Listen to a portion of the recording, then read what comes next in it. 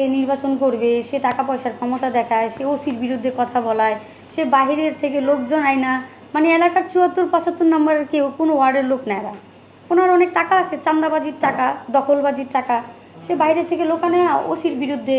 মানে সোহেলের, আপনারা দেখবেন যে একটা পোস্টার টানাইছে সোহেলের, মানে আমার হাজবেন্ডের, সেই ছবিটাও সোহেলের না, এডিট করা, চেহারার সাথে কোনো মিল নাই। একটা টাকলা বেটার পিছনে এইভাবে লাগাইয়া সেইটা মানে মিথ্যা যত বানোয়াট আছে সে বলছে।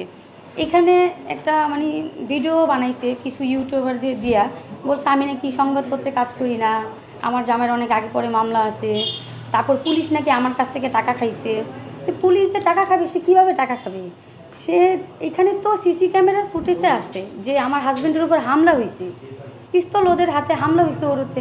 তাইলে পুলিশ আমার মামলা নিবে না তাদের মামলা নিবে বলেন? ওরা এতটাই মানে এই সন্ত্রাসী মানে কর্মকাণ্ডের সাথে জড়িত, ওরা চিন্তা করে ওরা থানার মানে ওসি ডিসিদেরও কিনে ফেলতে পারবে, ওইখানেও তারা প্রভাব খাটাবে, মানে এরকম তাদের চিন্তা।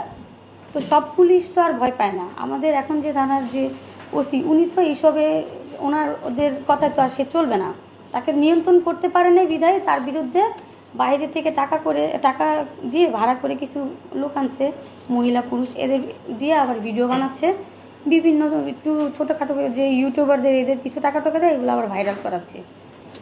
তো অথচ ভিডিও ফুটেজ কিন্তু অন্য বিষয়। তো আমি ভুক্তভোগী, আমি গেছি, আমার মামলা সে নিবে না, তাদের মামলা নেয় নাই কেন, আমারটা নিছে কেন, সেজন্য ওসিরে একদম ধুয়ে দিচ্ছে। তাহলে চিন্তা করে দেখেন যে এত সাহস তারা কোথায় পায়, তাদের মানে পিছনে কাজ কারা করে? এই রতন কোত্থেকে আসছে? ওর যে এতগুলো পিস্তল, এগুলো কার কই থেকে আসে, কই থেকে পায়? মাসুমের মতো, তারপরে খোকনের মতো, রতনের এই এই গ্যাং যে, ওরা এত পিস্তল কোত্থেকে পাইল? প্রকাশ্যে মানুষকে পিস্তল দেখায় মাইরা ফেলায়, এত সাহস তাদের কোত্থেকে আসলো?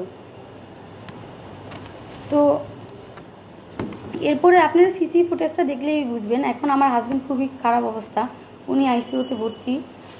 এতদিন লাইফ সাপোর্টে ছিল এতদিন।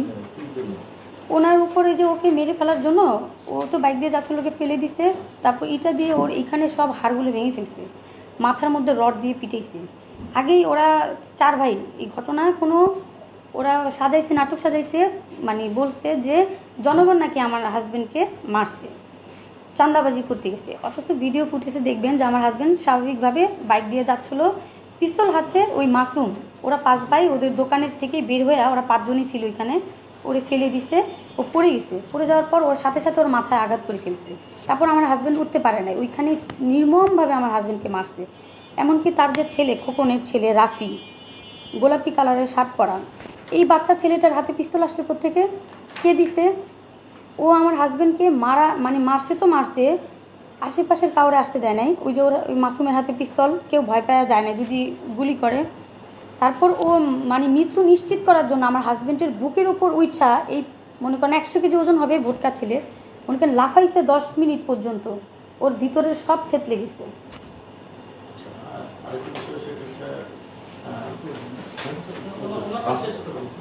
তো এইভাবে মানে মারার জন্য তারপর তো পুলিশকে ওরাই ডাক দিছে, ডাক দিয়ে নিজের পকেট থেকে দেখাচ্ছে যে দেখেন পিস্তল পাওয়া গেছে সেই।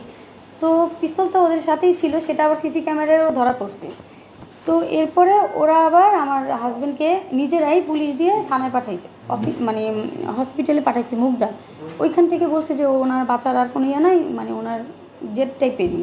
ওইখান থেকে আমি ঢাকা মেডিকেল নিয়ে গেছি, ওইখানেও রাখে নাই, এত সিরিয়াস রোগী পড়ে আসছে, ধরতেছে না, মানে ও তো আর বাচ্চার কোনো সুযোগ নেই। পরে ওইখান থেকে আমি ধানমন্ডি 27, ওইখানে 27 হসপিটালে নিয়ে মানে লাইফ সাপোর্টে চলে গেছে ও, এখন পর্যন্ত ওইখানেই আছে।